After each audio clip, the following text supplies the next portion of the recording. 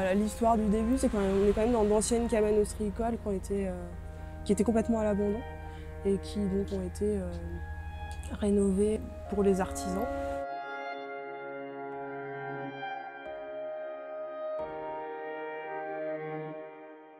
Je trouve que le maire a eu, il y a 16 ans, une super idée. C'était culotté de le faire. Et je pense que c'est un lieu assez unique, aussi bien pour les artistes, mais aussi pour les gens qui visitent, qui viennent ici, en fait.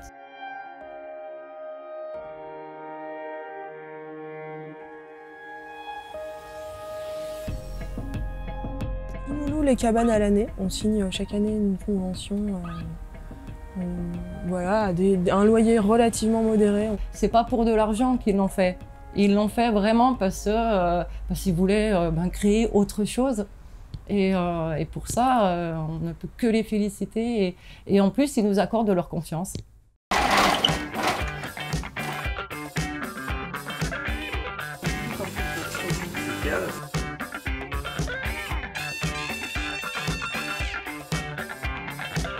La force de Couleur Cabane, peut-être elle est dans sa diversité.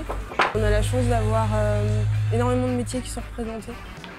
Ouais. Les gens, quand ils viennent ici, ils savent ce qu'ils viennent voir. En fait. Ils savent qu'ils viennent voir des artisans, de l'artisanat, des produits de qualité.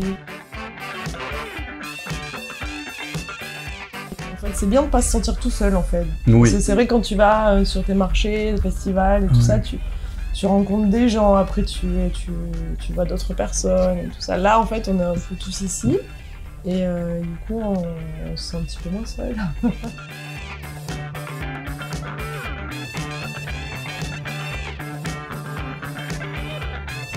Ça nous pousse aussi à venir sur la saison d'hiver où, par exemple, il n'y a personne au milieu du passage.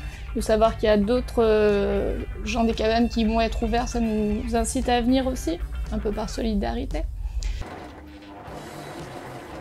Pouvoir avoir un collectif d'artisans, ça permet de faire une communication commune. C'est beaucoup plus facile de faire déplacer des gens quand on est une trentaine que quand on est 2-3 dans son coin.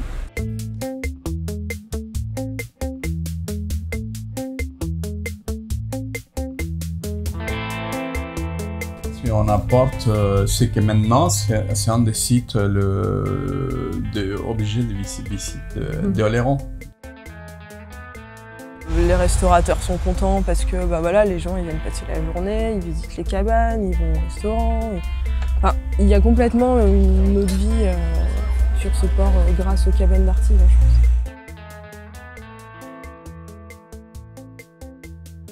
Puis, ne serait-ce que nous-mêmes, en fait, on a des enfants qui sont inscrits dans les écoles, on participe à cette vie à l'année, en fait. Parce que souvent sur les îles, le souci c'est que c'est une partie de l'année et en hiver il n'y a plus rien.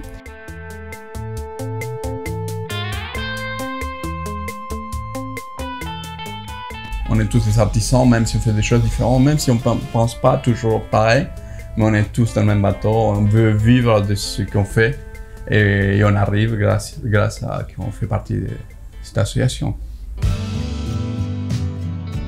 Je trouve que sur le papier, on fait beaucoup envie, en fait, les gens trouvent ça super et après, là, il y a une réalité qui est un peu différente à vivre au quotidien. C'est un super lieu de travail, c'est une super activité, mais c'est beaucoup d'investissement. Ouais. On peut se dire, tiens, les artistes, les artisans flânent un petit peu, sont un petit peu la bohème. Moi, je suis tous les jours à l'atelier parce que j'aime ce que je fais et parce que je considère que c'est un véritable travail. C'est pas juste une passion, c'est pas juste un passe-temps. C'est l'histoire de ma vie. Moi, en tant qu'artisan, je suis juste contente de mes choix de vie. Je sais pas si c'est le cas de tout le monde, mais effectivement, tous les jours, je me dis que j'ai une chance énorme. J'ai réussi à allier ma passion avec justement réussir à en vivre. Et enfin, je suis contente d'aller travailler tous les jours, en fait.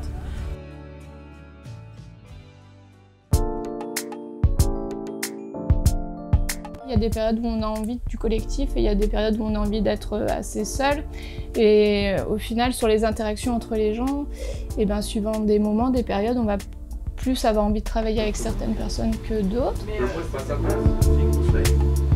Et même pour la partie créative et tout ça, en fait, on fait des échanges de bois avec des collègues. Et avec Sylvain, des fois je coupe des petits morceaux de bois, lui il me coupe des morceaux de bois en fait.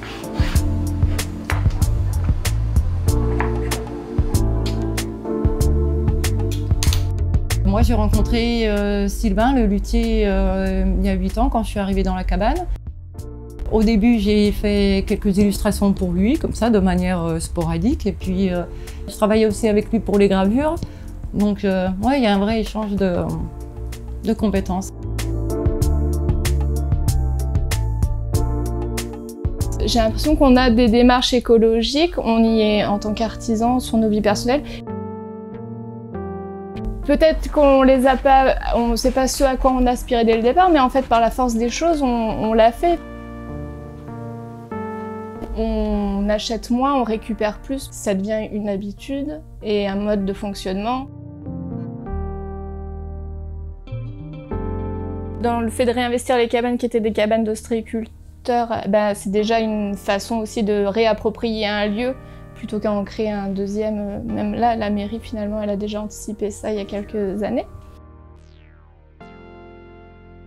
J'essaie d'utiliser des matières labellisées, bio ou écotex parce qu'on sait que l'industrie textile, c'est quand même une des plus polluantes. Même si je fabrique moi à ma petite échelle, si j'achète des tissus qui sont teintés en Inde par des enfants, ça va pas du tout avec mon éthique. Après, au niveau gestion des déchets, j'essaie au maximum de trier aussi. Tout ce qui est chute de tissus bio et non teintés, je les composte. Et mes petites chutes de tissus, je fais mes petites pochettes cadeaux avec, tout simplement. Tous les matériaux qu'on va utiliser, la plupart, on essaye de récupérer le bois. On essaye d'utiliser jusqu'aux plus petits morceaux. Hein. C'est notre chute, quand les gens ils demandent une chute, c'est vraiment... Et après aussi, tout le matériel, genre le vernis et tout ça, à chaque fois qu'on utilise des choses comme ça, toujours réfléchir qu'est-ce qu'on va utiliser comme vernis. Notre voisin des cabanes, il est bijoutier et apiculteur. et en fait, on utilise la cire d'abeille, qui est biologique.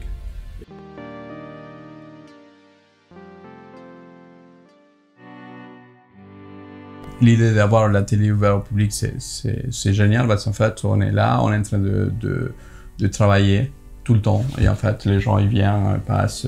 Ils jouent. S'il y a des connexions avec les gens, on discute. C'est autre chose, un atelier d'artiste, vous avez les outils, les odeurs, les pinceaux, vous avez tout ce qui nourrit et ce qui fait et ce qui peut lui faire faire ce qu'il fait. Donc effectivement, on arrive vraiment ailleurs et chez quelqu'un. Le public apprécie vraiment aussi le côté artisanat local. C'est comme beaucoup plus agréable de donner de l'argent pour faire vivre quelqu'un à côté plutôt que de donner de l'argent où on ne sait même pas où il va. Et ce qui est super aussi, c'est de voir les enfants qui arrivent et qui sont sensibilisés à ça, qui aiment bien l'art et qui se disent il y a des gens dont c'est leur travail.